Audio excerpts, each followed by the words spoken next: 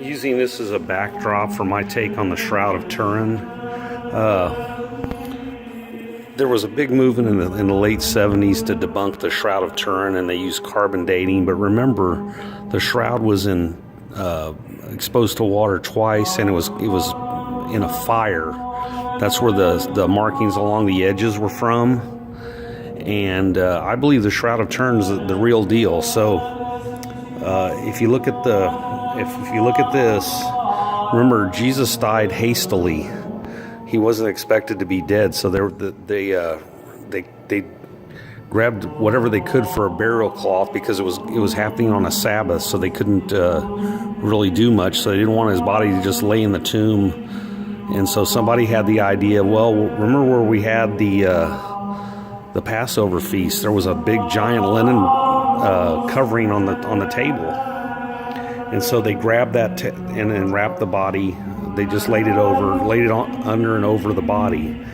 And not many people noticed too much stuff about the Shroud until they took a picture of it in the early part of last century. And the negative came out, and it highlighted all the markings on it. If you look at it in a positive view, like just normally, you don't really see anything, but when you take a picture, a photograph of it and use the negative, stuff comes out. Like around the edges, you can see cut marks where there was wine.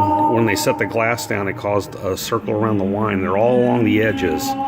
There's also a study of the biome that's in the Shroud. For sure, the Shroud was in Jerusalem because they found pollen that is only local to that area, or the immediate area, not just Jerusalem, but the area around it.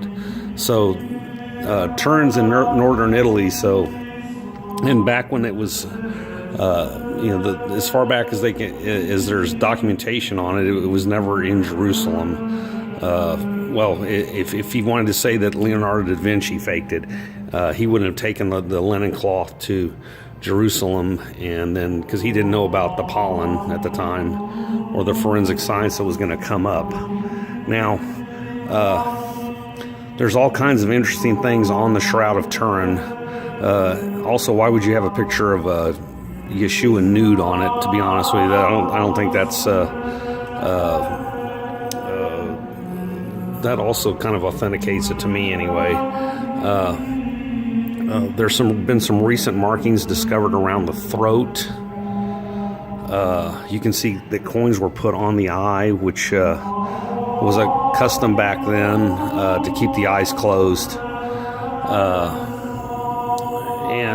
So I believe that the actual Shroud, the Shroud of Turin, is actually real.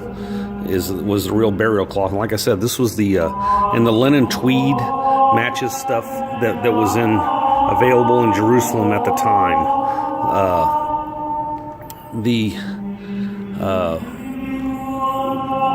It also matches, if you look at the crucifixion marks, there's marks along the head on the Shroud where the thorns were. You can see in the hand there's blood prints along the right here where the crucifixion nails went in, and you can even see the mark in the side. Now, if it was a forgery, like I said, it only really showed up when you did the photographic negative. So I tend to think with the biome that's in it, and by the way, the people that study the Shroud of Turin are called Shroudies. But anyway, I believe because of the biome that they found in the Shroud and the distinct markings that only show up in a photographic negative, I believe it is the burial shroud of Christ, of Yeshua. Thank you.